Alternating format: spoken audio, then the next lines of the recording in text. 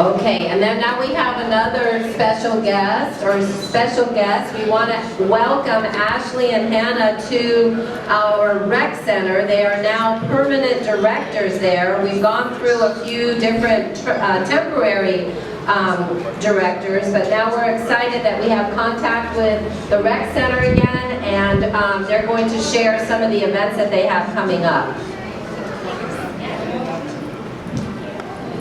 Hi everybody, good morning. So my name is Hannah. I'm the new center director over at Adams Rec Center, right next door actually. So I do want to mention that most of our programs are free. Actually, all of them are free, and most of them are drop-in based, so it's really easy to just come on by and see what we've got going on. We're going to go through a few highlights from our upcoming season. So the spring egg hunt is coming up on Saturday, April 15th. So we're going to have an egg hunt for all the kids. We're going to have a jumper, we're going to have face paint, a clown with balloons. It's going to be a great time. So come on out to that Saturday, April 15th from 10 to 12:30. We also have a volunteer program if you guys are interested in some volunteer hours or anybody that you know. It's every Friday at Ward Canyon Park from 9 a.m. to 12 p.m. You can sign up on volunteermatch.org or you can come into the rec center. We also have our rec council meetings every month. So the next one is Thursday, April 25th from 6 p.m. and 6 to 7 p.m. So it's every third Tuesday of the month. Over to Ashley. Hi everyone, my name is Ashley and I'm the Assistant Center Director at Adams Rec Center. So we also will be having movies in the park. They'll be starting Saturday, June 10th to August 19th. And we'll be showing Transformers, Secret Life of Pets, Up, Grease, and Groundhog Day. We also have summer lunch programs starting, and it's June 19th to August 18th from 12 p.m. to 1 p.m. at Adams Rec Center. We also have our summer camps coming up. Registrations will start April 15th on Saturday, and that will be from July 17th to August 4th, which is 3 weeks from 8:30 a.m. to 3:30 p.m. We'll have some cool fun activities for the kids, field trips, maybe take to the pool, up to the library as well. And then we also have our summer program that's coming up, and registrations also will start on Saturday, May 13th. If you guys have any questions or concerns, we're just right across over there, Park and Rec Department, Adams Rec Center. And yeah, that's it. If you guys have any other questions, feel free to ask. Thank you. You have flyers, you said? We also have flyers for the spring egg hunt. They're just right over here. They're the purple flyers if you guys are interested. Thank you. Thank you, guys. Thank you. All right, I'm excited that we're partners again because I felt a little lost not really knowing who was over there. So thank you, ladies. We appreciate your help. All right, I want to go from fun spring egg hunt to something a little more serious. This next month in May, our 3rd, 4th, and 5th graders are going to be we're going to be conducting our spring testing, the state testing. And I wanted to show you a website where you can actually get on and practice some of the items with your children. Even if your kids aren't going to be tested, it's nice for you to just know what it's about so that you have more information to help your students. So this website is, this CDE just stands for California Department of Education. If you just Google practice tests for CDE, or you can also, it's also called CASP, which stands for California Assessment, I can't remember all the parts, but just go in and say CDE practice test. You will get this link.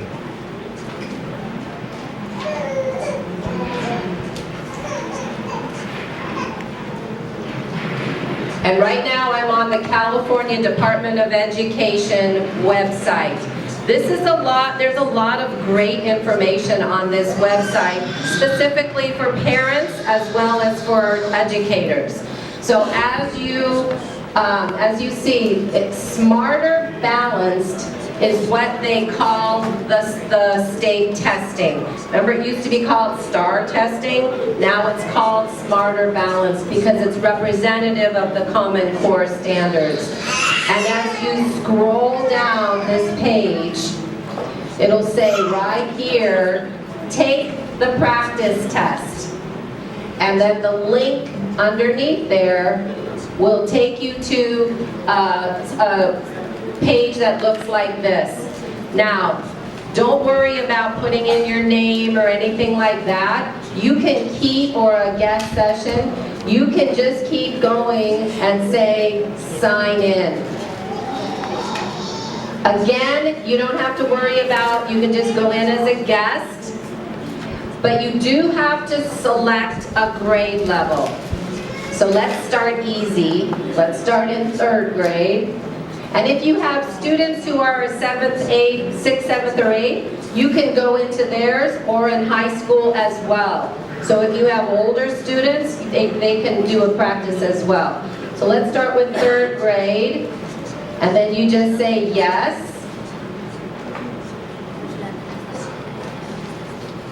And it looks like this. And you can have your choice of any of these assessments that you would want to do. So, or that you would want to have you and your child practice on. So up here, and this is going to look similar to what the kids are going to have, there's 2 different types. It'll say practice test, or it'll say performance task. ELA is on both sides. ELA stands for English Language Arts. So that's going to be for them to practice their reading, or their writing, or their listening. So when we go on to, and then there's the practice test is similar to what we're familiar with. There's going to give them some passages, ask them some questions, and so forth. The performance task involves them reading 3 articles and then writing some sort of a piece.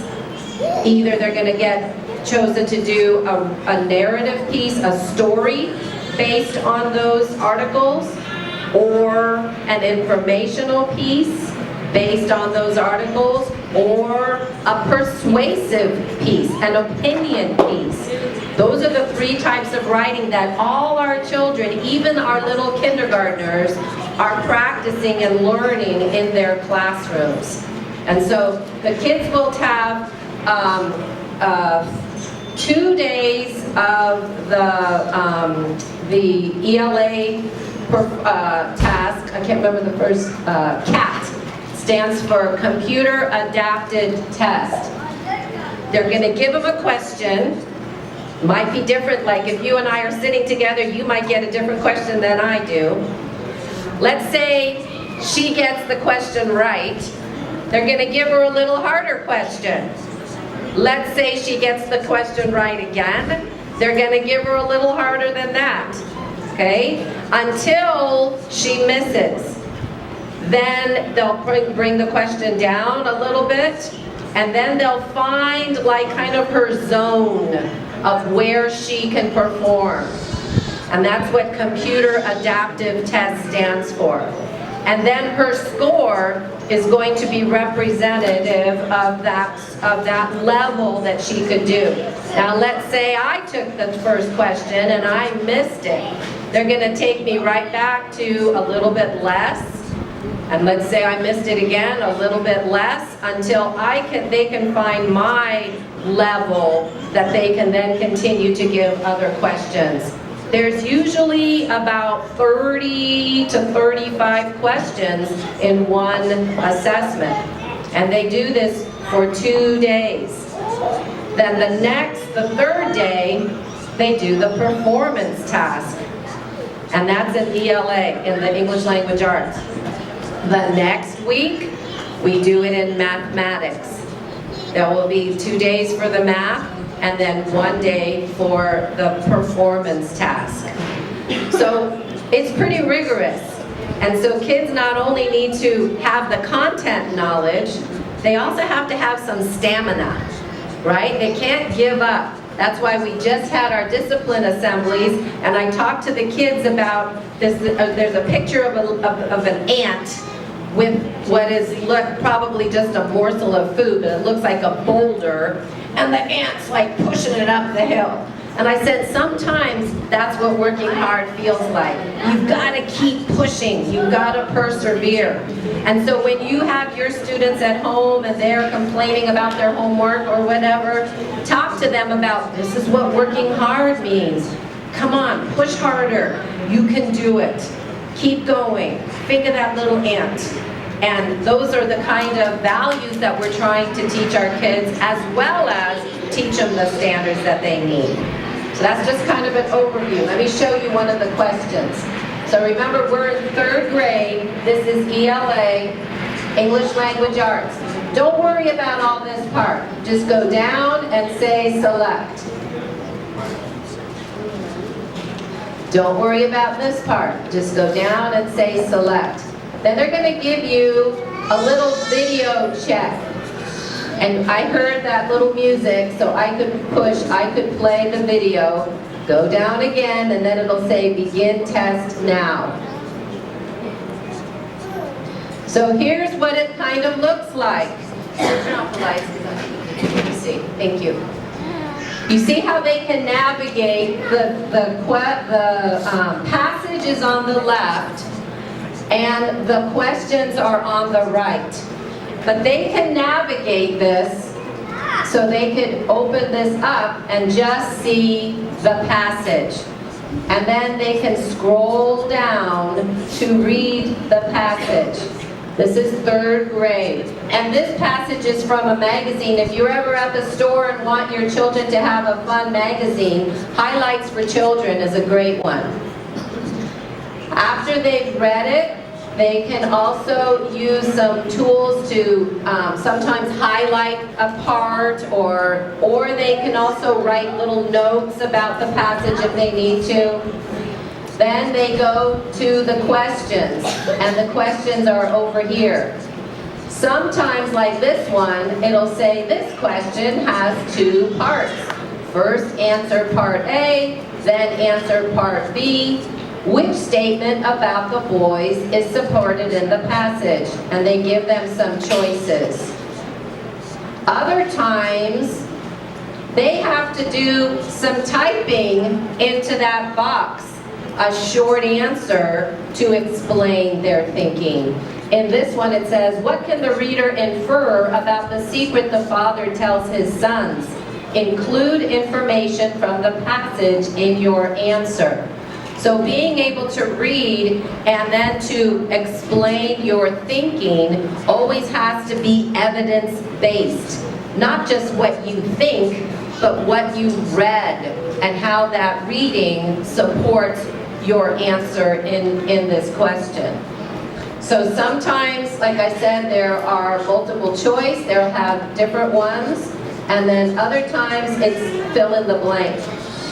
Now, sometimes, this one doesn't have it. Sometimes it'll say, select all that apply. And that can trick kids up because they think there's just one answer. And sometimes 2 or 3 of them are the correct answer. And so then they have to think, each one, does this one answer the question, yes or no? Does the next one answer the question, yes or no? If they only select one and there's 3 of them, they're going to get marked down for the ones that they didn't mark. So it's not only understanding what you read, having evidence for your thinking, it's navigating the different items on the computer. Do you have any questions or wonderings at this point? Yes? Is that test only for the 3rd grade and up? 3rd, 4th, and 5th. Yes. Yes. Good question. Other things you're wondering? They'll each have their own computer. They'll each have their own login information, and and the teachers can't help them. So sometimes they'll, because sometimes I'll go and I'll help monitor as well. They'll be like, Ms. McGrade, I don't get this one. Do the best you can is all we can say. So, when you're reading with your children at home, or when you're listening to them read, we need to think about this kind of comprehension, really getting them to think deeply about the text. Not just can you say the words, but can you critically think about what you're reading. This is an example of a narrative text, a story. And then you can go on, oh, you have to answer, sorry, I'm just going to do this just so we can see a different one. You have to answer questions in order to go to the next problem.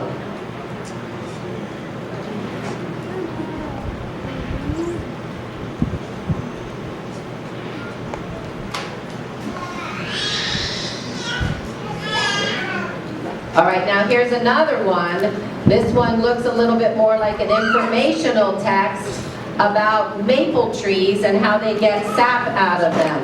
All right, so that's why it's important that they read not only stories, but also information, so that they understand how to read both types of texts.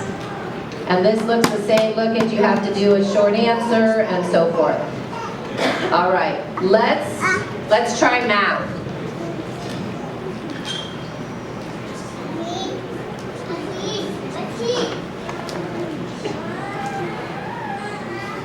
Again, just push sign in, choose a grade level. Let's choose 4th grade. Let's choose math. Well, let's choose a performance task and just see what that looks like.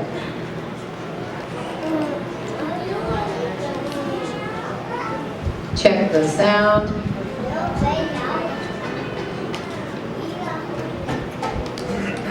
Begin test now.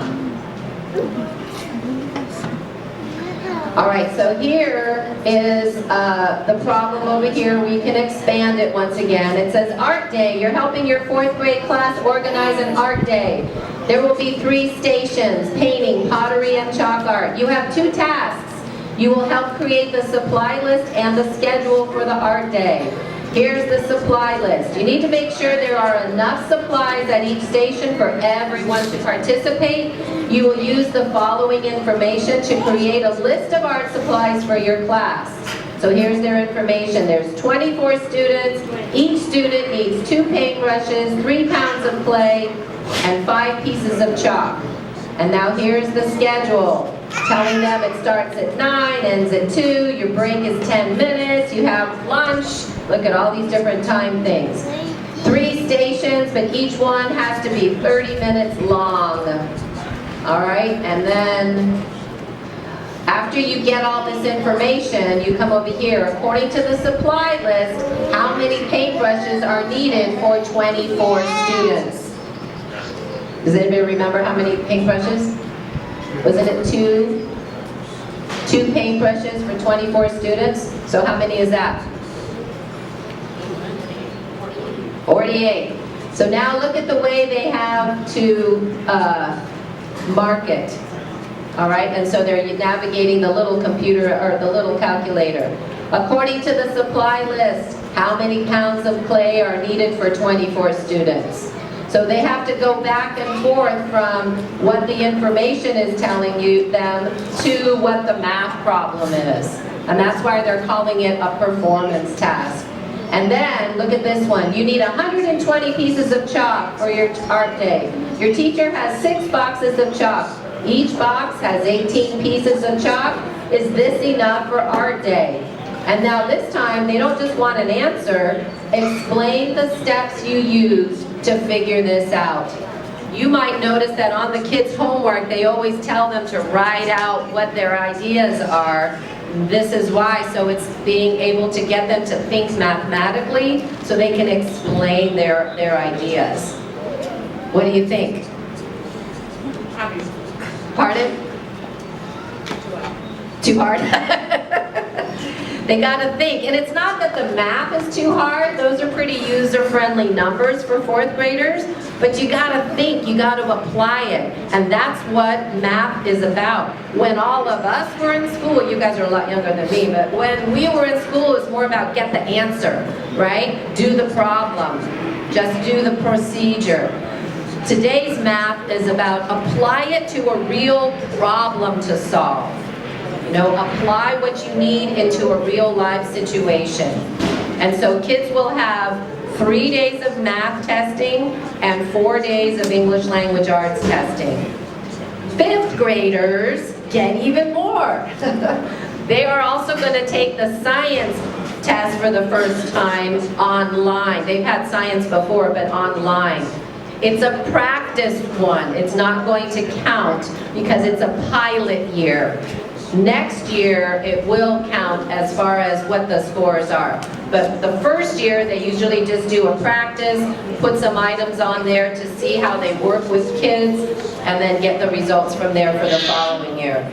5th grade also does a math readiness test for 6th grade so that they can place them into the correct math class. So our poor 5th graders are going to be really pounding out the tests. So please encourage your students to get good rest, to continue to read, to solve problems at home. Put them to work when you go grocery shopping. Okay, we have $50. We need to buy 3 meals. How are we going to divvy up that money? So that it's real life situations where they're adding, subtracting, multiplying, and dividing in real life ways. Okay, do you mind turn on the lights? Questions, wonderings? Yes? What if the students are dual language, tested in Spanish or in English? Now it's in English, but they're working on tests in Spanish for the future. Yeah, but right now they test in English. Yes. Which is why in dual language, we need to make sure that they're proficient in both languages. Yes, absolutely. That's a great question. All right, I want to say thank you to all of you who filled out the survey either online or on paper. And we talked about this last time. It was the survey that looked like this online. I have copies if you didn't get a chance to finish it or to do it. And you're welcome to take a copy and turn it into the office. Next Family Wednesday in May, we'll do the prize for all, because everybody who turned in a survey's name went into a pot, and we're giving away a little prize for that, so thank you. And I wanted to let you know that we're trying our best to really be a community member with the Parks and Recreation, with the Business Association, with the movies in the park, to try to promote Adams Elementary. We want more kids to come here. We want to build up our enrollment. And so the next, another meeting that will happen is on May 4th. We're inviting anybody in the community, new families, our present families, to come. We're going to give a little overview about the school building that will be taking place in the next few months and years. And we just want folks to know who we are and how we're here to be present in the community. So we'd love your participation, and I'd love it for you to be the ones to help promote our school. So if a young family comes to think about enrolling or whatever, it's great when it's like parent to parent to say from your perspective what your child is getting at our school. So this is an opportunity for that.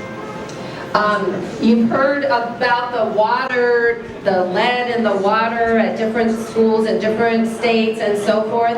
I want you to know that San Diego Unified is in the process of testing the water at every single school. Yesterday, Officer Diaz and I filled out a map of our school, and we identified sort of the 5 busiest water fountains on site and sent it to the safety office. I'm not sure when our visit will be, but they started on Monday and they're kind of sweeping through the district. And they're going to check the water at every single site and make sure that the quality is, at the top of the performance. So you should have received a letter from me and from the district explaining this, but I just wanted you to know that the safety of our children is the top priority. And this is another measure towards that end. We have classes not only for kids to learn, for teachers to learn, but also for parents to learn. The Incredible Years program is a great parent class that everyone is invited to attend. It's going to happen every single Tuesday morning from now until the end of the school year. So please come. The presenter is awesome, and childcare and translation will be provided. So please, please come. You'll see some of the signs around the campus, and it's really helping families and parents how to raise students with, or raise their children with kindness but firmness, and great information. And it's nice to get together with other parents and just be able to say, oh, does that happen to you too? You just need some camaraderie sometimes. In addition, we have our second Wednesday of every month, we have our parent class that will help you help your kids in mathematics. The next one is next Wednesday on April 12th. Again, transportation and childcare will be provided. Those classes are really cool too because you're actually doing the math. And so it's nice for us all to brush up on our skills. Now some PTCO news. Our spring fiesta, we realized that we had it originally on April 14th, but that's Good Friday. And for many families, that's not a good day to have a spring fiesta. So we changed the date till April 21st, and we're super excited about some of the plans that we have. It'll still be from 6 to 7:30. We'll have food and games and fun. We're going to try a new way to have the kids play the games. Instead of them coming back over to you and saying, I need more tickets, I need more tickets, we're going to have a wristband. And so for $10, your child can have unlimited games to play. If you have more than one child in your family, the next child is $5. All right, that way they can just go and play the games, and you don't have to worry about buying more tickets. They'll win a little prize if they win the game, and they'll win a ticket for a chance at a bigger prize in the raffle that we'll have at the end of the spring fiesta. And of course, there's going to be food. There's pozole, there's chicken tacos, there's carne asada, there's horchata. So we have a lot of great food that we want. If you're interested in helping us out, there's two ways. You can come and help us at that night or help us prepare beforehand. We need Capri Suns, water, and cookies or some kind of dessert thing. So if you wouldn't mind sending those to the office, we'll start collecting those and get ready. On Monday, you will receive a notice that will have this information as well as asking for your donations of water, Capri Suns, and then cookies for the dessert. So please come. This is like a great family, community experience, and we really hope everybody will be there. We're going to do the music a little different too. We're going to have our playlist ready, and then kids and families, parents, can come up and do a shout out or a dedication song to someone. So if you have a favorite song or the kids have a favorite song, they can come up and say, hey, giving a shout out to my friend so-and-so, here's the song for you. Or you could do it to your family or whatever. We just thought that would be a fun thing to do for that night. Well, we also have some fun entertainment. I told you last time that we have our cultural dance group that's happening for after-school clubs. Miss Lonnie, Miss Marina, and even our health tech, Jay Lene, has come and taught the students some cultural dances. So Miss Lonnie teaches them the hula, and Miss Marina is teaching them the samba, and Jay Lene is teaching them some dances from Ethiopia, just like super, super cool. So they're going to try to practice and then do their little performance at Spring Fiesta too. So that'll be fun. Next month, at this first week of May, is Teacher and Staff Appreciation. So that whole week, we're hoping that recognize each of the teachers. So please think about that, mark your calendar, and it will be nice for your child to do a little thank you note to the teacher, and we can give it to them that first week of May. After school clubs, we're gearing up for our second session of clubs. These are going to be free, no charge for these clubs. Mr. Angel said he's doing a return appearance for a soccer club. We are going to do a little theater group, and what's happening is we are aiming for our talent show for some of these clubs, which will be on May 19th. So that theater group is going to do a little play and just a little easy skit, but they'll come up and perform that for the talent show. Archaeology, our wonderful BK, I saw her, there she is. Our wonderful BK has said that she would do the archaeology again. The kids have just loved it, and she's been a phenomenal resource for them, and they've had a ball. So she's going to do archaeology part 2. We also have another club called Star Search. That club is going to be, because when kids hear, at least our kids, when they hear talent show, they think they're going to pick a song and lip sync and dance to that song. That's what they think of as talent show. So Star Search is for any student that thinks they have a little act that they would like to do, and then we can kind of help them perfect that act, and then they'll be able to perform at that talent show as well. And then cultural dance, again, will be continuing. We would love more children to join that club as well, and then they'll perform a little something on that night too. All right, if you have some time to help us with these clubs, we would love it. We would love somebody to help Mr. Angel with soccer. We would love, I know BK has recruited a few folks at her club. Absolutely, come on up. Good morning, thank you again for coming. I just wanted to say in the second round of the archaeology club, I'm hoping to make them make some wood models or some clay models, some Pueblo models, like ancient or ethnographic kind of villages, and some models that we could also bring to the talent show. So though I had a really hard time with 20 kids just by myself, so spread the word. If there's any one of you who's interested in doing these things, please join in. We'd love to have some more parent help. Thank you very much. Thank you. Thank you. And I know Tracy's taking on the theater and the Star Search, and so anybody who is interested in helping out, it's so much fun to help kids learn their little talent and get up and perform on the stage. So we're really looking forward to it. So please, please, please let us know. These are all on Wednesday afternoons for our kids.